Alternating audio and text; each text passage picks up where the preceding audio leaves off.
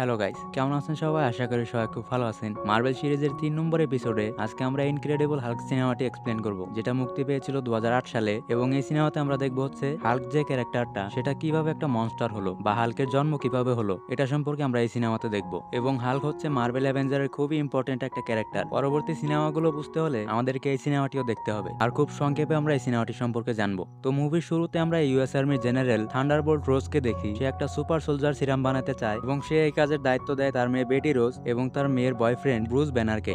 আর ওরা দুজনেই অনেক ভালো বিজ্ঞানী ছিল এবং ওরা ক্যাপ্টেন আমেরিকার মতো ওইরকম শক্তিশালী সিরাম বানাতে চাচ্ছিল। তো কিছুদিন পর ওরা যখন সিরামটা বানিয়ে ফেলে, তখন এক্সপেরিমেন্ট করার জন্য ব্রুস ব্যানার সিরামটি তার নিজের শরীরে প্রয়োগ করে। কিন্তু সিরামটা পারফেক্ট না হওয়ায় অতিরিক্ত গামা রেডিয়েশনের কারণে ব্রুস ব্যানার একটা মনস্টারে পরিণত হয় বা হাল্কে পরিণত হয়। এবং হাল্ক হওয়ার পর সে এখানকার সবকিছু তছনছ করে ফেলে, যার ফলে রোজ এবং তার বাবাও অনেক আহত হয়। কিন্তু এরপর আমরা দেখি ব্রুস পার্মানেন্টলি হাল্ক হয়ে যায়নি, শুধুমাত্র যখন সে অনেক বেশি উত্তেজিত হয় এবং তার হার্টবিট অনেক বেড়ে যায়, তখনই সে হাল্ক হয়। আর হাল্ক হবার পর তার নিজের উপর কোনো নিয়ন্ত্রণ থাকে না। তো ব্রুস যখন নর্মাল হয়, তখন সে বুঝতে পারে যে সে কি করেছে। আর সে খবর পায় তার গার্লফ্রেন্ড রোজ এখন হসপিটালে। তো এজন্য সে রোজের সাথে দেখা করতে হাসপাতালে যায়। কিন্তু তখন জেনারেল ব্রুসকে ধরার জন্য সেনাবাহিনীদেরকে খবর দেয়। কিন্তু ব্রুস এটা বুঝতে পেরে সেখান থেকে পালিয়ে যায়। আর এরপর আমাদেরকে ৫ বছর পরের দৃশ্য দেখানো হয়, যেখানে আমরা দেখি ব্রুস পালিয়ে এসে এখন সে ব্রাজিলের একটা শহরে বসবাস করছে, যাতে তারা ব্রুসকে ধরে আরো এক্সপেরিমেন্ট করতে পারে অথবা তাকে হাতিয়ার হিসেবে ব্যবহার করতে পারে। এবং সবার থেকে লুকিয়ে সে এই হাল্ক বা ওর ভেতরে মনস্টার থেকে মুক্তি পাওয়ার চেষ্টা করছে। তো এর জন্য ব্রুস একটা মেডিটেশন ক্লাস জয়েন করেছে, যাতে সে তার ব্রেনকে কন্ট্রোল করা শিখতে পারে। আর উত্তেজনায় ব্রুসের হার্টবিট ২০০ পার করলেই সে হাল্কে পরিণত হয়ে যায়। এজন্য সে হার্টবিট মনিটরিং করার জন্য সে সবসময় একটা মনিটরিং ঘড়ি পরে থাকে, যাতে হার্টবিট ২০০ পার করার আগেই সে নিজেকে কন্ট্রোল করতে পারে। তো এরপর আমরা দেখি ব্রুস একটা কোল্ড ড্রিঙ্ক বানানোর ফ্যাক্টরিতে কাজ করতো।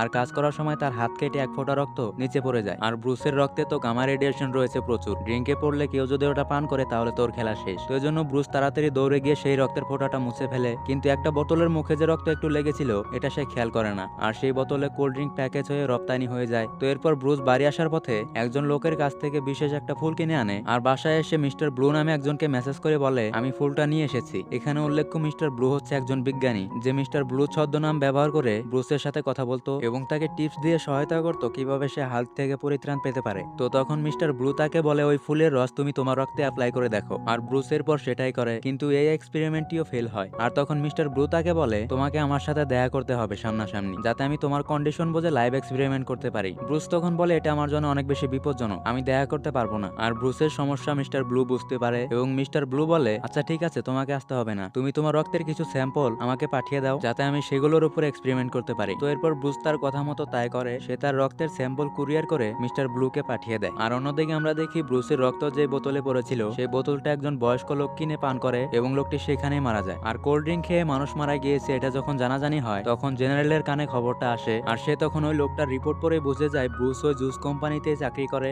এবং সে ওটার আশেপাশে রয়েছে। আর এরপর সে তার স্পেশাল টিমকে ব্রাজিলে পাঠায় ব্রুসকে ধরার জন্য। এবং এই স্পেশাল টিমের লিডার ছিল এমিল। তো এমিল প্রথমে সে কোল্ড ড্রিঙ্ক তৈরির ফ্যাক্টরিতে যায় আর ফ্যাক্টরি থেকে ব্রুসের ব্যাপারে সব তথ্য নেয়। আর ঠিকানা পাওয়ার পর তারা ব্রুস ব্যানারকে ধরার জন্য তার বাড়ির উদ্দেশ্যে রওনা দেয়। কিন্তু ব্রুস সবসময় অ্যালার্ট থাকতো। সে কুকুরের ঘেউ ঘেউ শুনে বুঝে যায় এখানে নিশ্চয়ই কোনো গন্ডগোল রয়েছে। আর এমিলের টিম ঘরে ঢোকার আগেই ব্রুস পালিয়ে যায়, কিন্তু এমিল তাকে পালাতে দেখে ফেলে আর ওরাও তার পিছু নেয়। এবং বেশি দৌড়ানোর ফলে ব্রুসের হার্টবিট অনেক বেড়ে যেতে শুরু করে। আর আমরা কিন্তু জানি হার্টবিট রেট ২০০ পার করলে সে হাল্ক বা মনস্টারে পরিণত হবে। তো ব্রুস কোনো মতে যখন নিজেকে শান্ত করে, তখন দৌড়ানোর সময় কয়েকজন গুন্ডার সাথে তার ধাক্কা লাগে। আর এই গুন্ডাগুলো ব্রুস যে ফ্যাক্টরিতে কাজ করতো সেখানকারই লোক ছিল এবং এর আগেও একবার ব্রুসের ওদের সাথে ঝামেলা হয়েছিল। তো এখন ব্রুসকে একা পেয়ে ওরা ব্রুসের উপর প্রতিশোধ নিতে চায় এবং ওরা সবাই মিলে ব্রুসকে ধাওয়া করে। আর তখন ব্রুস পড়ে যায় বিপদে, একদিকে আর্মি আরেকদিকে লোকাল গুন্ডা। এজন্য ব্রুস কোনো উপায় না পেয়ে সে একটা পুরনো ফ্যাক্টরিতে লুকিয়ে পড়ে। কিন্তু গুন্ডারা সেখানেও পৌঁছে যায় এবং ব্রুসকে তারা প্রচুর মারে। আর তখন আর ব্রুস নিজেকে কন্ট্রোল করতে পারে না এবং উত্তেজনা বেড়ে যাওয়ায় সে এবার হাল্কে পরিণত হয়। আর হাল্ক কিরকম ডেঞ্জারাস এবং রাগী ক্যারেক্টার আমরা তো জানি। হাল্ক প্রথমে ওদের চারজনকে একেবারে ভর্তা বানিয়ে দেয়। আর ওই সময় মিলিটারিরাও সেখানে পৌঁছে যায়, কিন্তু হাল্ক তাদেরও নাজেহাল অবস্থা করে দেয় এবং সেখান থেকে পালিয়ে যায়। আর এরপর এমিল তার টিম নিয়ে ফিরে আসে এবং জেনারেলকে বলে, আমরা প্রায় ব্রুসকে ধরেই ফেলেছিলাম, কিন্তু তখনই একটা বিশাল মনস্টার এসে আমাদের উপর অ্যাটাক করে এবং আমরা ব্রুসকে ধরতে ব্যর্থ হই। তখন জেনারেল তাকে আসল ঘটনা জানায় এবং সবকিছু খুলে বলে। সে বলে, ওই মনস্টারটাই হচ্ছে ব্রুস ব্যানার, যাকে তোমরা খুঁজতে গিয়েছিলে এবং সুপার সোলজারের এক্সপেরিমেন্টের ফলে ব্রুস ওরকম হয়ে গিয়েছিল। তো তখন এমিল জেনারেলের কথা শুনে অনেক অবাক হয় এবং বলে, যদি এটা সত্যি হয় তাহলে তো আমরা কোনোভাবে ব্রুসকে ধরতে পারবো না। ওকে ধরতে হলে আমাদেরও হাল্কের মতো শক্তিশালী হতে হবে। আর তখন জেনারেল তাকে একটা ল্যাবে নিয়ে যায় এবং একটা সুপার সোলজার সিরাম তার শরীরে প্রয়োগ করে, যাতে এমিল হাল্ককে ধরতে সহায়তা করতে পারে। আর অন্যদিকে আমরা আমরা দেখি ব্রুস পালিয়ে একটা জঙ্গলে এসে পড়েছে আর হালকে পরিণত হওয়ার কারণে তার জামা কাপড় সব ছিঁড়ে গিয়েছিল। তো এজন্য সে জঙ্গলে একজনের কাছ থেকে লিফট নিয়ে প্রথমে সে একটা দোকানে গিয়ে কিছু পোশাক কিনে আর তারপর সে ভার্জিনিয়ার কালভারি ইউনিভার্সিটির উদ্দেশ্যে রওনা দেয়, যেখানে সুপার সোলজারের ওই সিরামের গবেষণা করা হয়েছিল। আর ব্রুস নিজেও ওই এক্সপেরিমেন্টের প্রধান একজন বিজ্ঞানী ছিল। তো ব্রুস এখানে এসেছে ওই গবেষণার কিছু তথ্য নেওয়ার জন্য, যাতে সে আরো ভালো মতো রিসার্চ করে হালকের একটা সলিউশন বের করতে পারে। কিন্তু ব্রুস দেখে আইডি কার্ড ছাড়া কাউকে ভেতরে ঢুকতে দিচ্ছে না, আর ব্রুস এটা দেখে চলে আসতে লাগে। কিন্তু তখন সে তার গার্লফ্রেন্ড রোজকে দেখে যে এখন অন্য একজনের সাথে রয়েছে।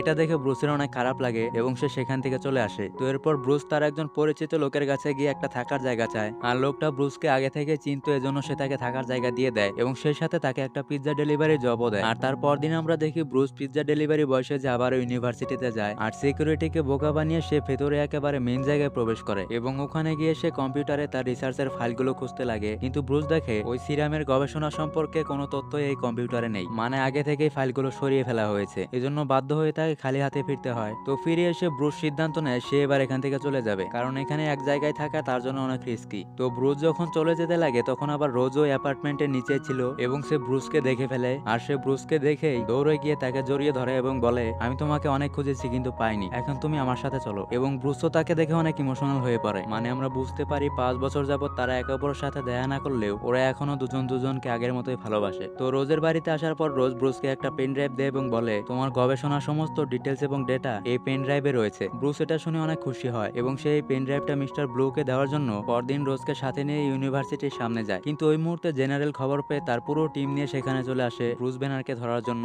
এবং ব্রুস এগুলো দেখে প্রথমে এই পেন ড্রাইভটা গিলে খেয়ে ফেলে আর তারপর পালাতে লাগে। কিন্তু তখন মিলিটারিরা তার উপর স্মোক গ্রেনেড দিয়ে অ্যাটাক করে এবং এগুলোতে ব্রুস অনেক রেগে যায় এবং উত্তেজিত হয়ে সে আবারও হালকে পরিণত হয়। আর তখন মিলিটারি বাহিনী আবারও হালকের উপর গুলি চালাতে লাগে। মানে ছোটখাটো বোমা যেখানে হালকের কিছু করতে পারে না, সেখানে সামান্য গুলি হালকের কি চিরবে। তো আমরা দেখি হালকে এক এক করে ওদের ট্যাঙ্কগুলোর 12টা বাজিয়ে দেয়। আর তখন আর কোনো উপায় না পেয়ে জেনারেল এমিলকে পাঠায় হালকের সাথে মারামারি করতে। আর আমরা দেখি এমিল সিরাম নেওয়ার ফলে সে এখন আগের চেয়ে অনেক বেশি শক্তিশালী হয়ে গিয়েছে। কিন্তু তারপরে এমিল গিয়ে হালকের সাথে পেরে ওঠে না এবং হালকের শক্তি সম্পর্কে এমিলের আইডিয়া হয়ে যায়। মানে সে হালকের সাথে পারবে না এটা সে বুঝতে পারে। তো এজন্য সে চালাকি করে হালকে একটা স্পেশাল হাতিয়ারের সামনে নিয়ে আসে আর সেটার সাহায্যে হাই ফ্রিকোয়েন্সির সাউন্ড ওয়েভ তৈরি করে হালকে আটকানোর চেষ্টা করে। আর প্রথমে এই ট্রিকটা কাজ করলেও হালক ওই মেশিন দুটোকে ধ্বংস করে ফেলে এবং এরপর এমিলকে সে এক ঘুষিতে উড়িয়ে দেয়। তো এরপর রোজ ব্রুসকে শান্ত করার জন্য এগিয়ে যায় যাতে সে আবারও নর্মাল অবস্থায় ফিরে আসতে পারে। কিন্তু তখন একটা এয়ারক্রাফট এসে হালকের উপর গুলি চালাতে লাগে আর হালক ওটাকেও ধ্বংস করে দেয়, যার ফলে ওটা নিচের দিকে পড়তে লাগে।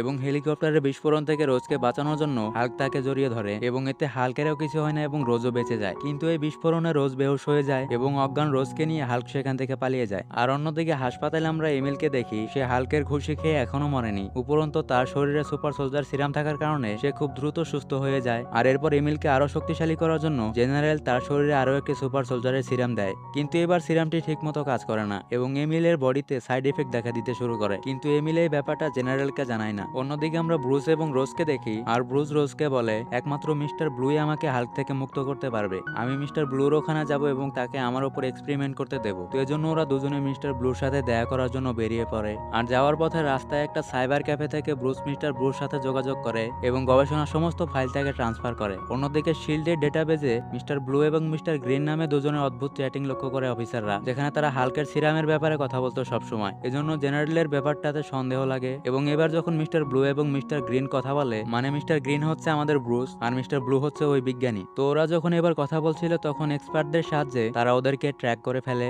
এবং বুঝে যায় মিস্টার ব্লু হচ্ছে বিজ্ঞানী স্যামুয়েল আর ব্রুস এখন তার কাছে যাচ্ছে। তো এজন্য ডক্টর স্যামুয়েলের ওখানে যাওয়ার জন্য তারা ওদের টিম নিয়ে বেরিয়ে পড়ে। আর অন্যদিকে আমরা দেখি ব্রুস এবং স্যামুয়েল ফাইনালি এক জায়গায় হয়েছে আর স্যামুয়েল ব্রুসকে বলে, তোমাকে দেখে আমার অনেক অবাক লাগলো, আমি তো ভেবেছিলাম তোমাকে আমি মনস্টার রূপে দেখবো, কিন্তু তুমি তো দেখি বেশ হ্যান্ডসাম এবং নরমালি আছো। তখন ব্রুস তাকে বলে, আমি সব সময় এরকম থাকি না, শুধুমাত্র হার্টবিট অনেক বেড়ে গেলে তখন আমি হাল্ক হয়ে যাই। এবং সবকিছু তাকে খুলে বলার পর স্যামুয়েল তাকে বলে, আমি তোমার ব্লাড স্যাম্পল থেকে একটা অ্যান্টিডট বানিয়েছি, তবে ওটার ফাইনাল পরীক্ষা এখনো করা হয়নি। তবে তারপরও ব্রুস সিদ্ধান্ত নেয় সে ওই অ্যান্টিডটটি নিবে। আর এজন্য তারা স্যামুয়েলের ল্যাবে চলে যায় এবং ল্যাবে যাওয়ার পর স্যামুয়েল প্রথমে তাকে কারেন্টের শক দেয়। আর শক খেয়ে ব্রুস যখন হাল্ক হতে লাগে বা হালকে পরিণত হতে লাগে, তখন আবার স্যামুয়েল সেই প্রতিষেধক বা অ্যান্টিডটটি তার বডিতে অ্যাপ্লাই করে এবং দেখা যায় ব্রুস আবার নর্মাল হয়ে যাচ্ছে। এর মানে এক্সপেরিমেন্টই সফল হয়েছে। তো এরপর ওরা সবাই অনেক খুশি হয়। আর কথায় কথায় ব্রুস জানতে পারে স্যামুয়েল তার রক্তের অনেকগুলো স্যাম্পল এক জায়গায় জড়ো করে রেখেছে যাতে সে আরো রিসার্চ করতে পারে। তো এটা জানার পর ব্রুস স্যামুয়েলকে বলে, আমাদেরকে এখনই ওই স্যাম্পলগুলো নষ্ট করে ফেলতে হবে, কারণ কোনোভাবে এটা যদি জেনারেলের হাতে পড়ে তাহলে তাহলে সে ওই স্যাম্পলগুলো দিয়ে আরো হাল্ক বানানোর চেষ্টা করবে। আর হাল্ক এমন একটা জিনিস, এটাকে কেউ কন্ট্রোল করতে পারে না। দুনিয়ার উন্নতি করতে গিয়ে সে আরো দুনিয়ার 12টা বাজাবে। তো ওই স্যাম্পলগুলো নষ্ট করার আগেই তখন সেখানে মিলিটারি টিম চলে আসে। আর প্রথমে তারা ব্রুসকে গুলি করে বেহুশ করে আর তারপর তাকে বেঁধে তাদের সাথে নিয়ে যায়। কিন্তু এমিল তাদের সাথে যায় না। সে ডক্টর স্যামুয়েলের কাছে যায় এবং স্যামুয়েলের মাথায় বন্দুক ঠেকিয়ে বলে, হাল্কের জন্য তুমি যে সিরামটা বানিয়েছো সেটা আমার চাই। আর স্যামুয়েল বেচারা ভয় পেয়ে তাকে ওই সিরামটা দিয়ে দেয়। কিন্তু এমিলের বডিতে অলরেডি ইনফেকশন ছিল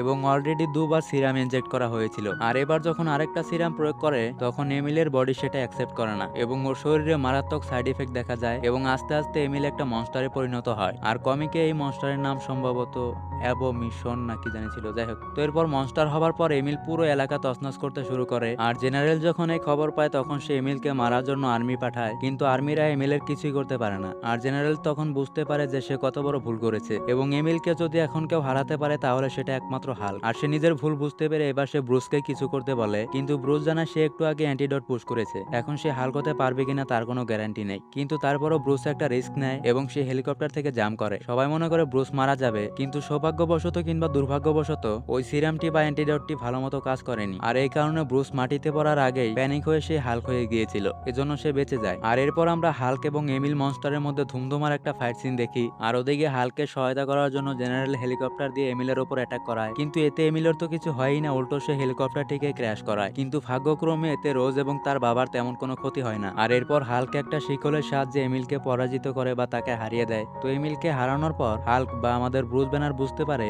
যে সে চাইলেও কখনোই আর আগের মতো একটা নর্মাল জীবনযাপন করতে পারবে না। এজন্য সে নিজের ভালোবাসাকে স্যাক্রিফাইস করে এবং রোজের থেকে অনেক দূরে চলে যায়, মানে সারা জীবনের মতো সে রোজের জীবন থেকে সরে যায়। তো এর কিছুদিন পর আমরা দেখি ব্রুস ব্রিটিশ কলম্বিয়ার নির্জন একটা জনমানবহীন এলাকায় বসবাস করছে। আর ব্রুস এখন আর হাল্ক থেকে মুক্তি পেতে চায় না, কারণ সে হাল্ককে এখন কন্ট্রোল করা শিখে গিয়েছে। সে নিজের ইচ্ছে মতো চাইলে এখন হাল্ক হতে পারে, আবার হাল্ক থেকে নর্মাল অবস্থায় ফিরে আসতে পারে। আর অন্যদিকে সিনেমার লাস্টে আমাদেরকে পোস্ট ক্রেডিট সিনে দেখানো হয় আমাদের টনি স্টার্ক দি আয়রন ম্যান জেনারেলের সাথে দেখা করতে আসে। আর টনি জেনারেলকে বলে, চলুন আমরা একসাথে মিলে একটা টিম তৈরি করি। আর এখানে এই সিনেমাটা শেষ হয়ে যায়। তো যাই হোক, মার্বেল সিরিজের 3 নম্বর এপিসোড আপনাদের কাছে কেমন লাগলো সেটা জানাবেন কমেন্টে। আর এখানে একটা মজার ব্যাপার বলি, এই সিনেমাতে আমরা হাল্ক বা ব্রুস ব্যানার হিসেবে যাকে দেখলাম এডওয়ার্ড নর্টন, পরবর্তী সিনেমাতে সে কিন্তু আর হাল্ক হিসেবে থাকছে না। পরবর্তী সিনেমাতে আমরা হাল্ক হিসেবে দেখবো হচ্ছে মার্ক রাফেলোকে, মানে দুনিয়ার সবচেয়ে পপুলার হাল্ক। তবে মার্ক রাফেলোর পূর্বে আমার ফেভারিট হাল্ক ছিল হচ্ছে লো ফেরিঙ্গো, একেবারে 90s এর হাল্ক। এবং 90 দশক এবং 00 দশকের এমন কোনো পোলাপান নেই যারা 2003 সালের হাল্ক সিনেমাটি দেখেনি। তো যাই হোক, ভালো থাকবেন, সুস্থ থাকবেন, টেক কেয়ার।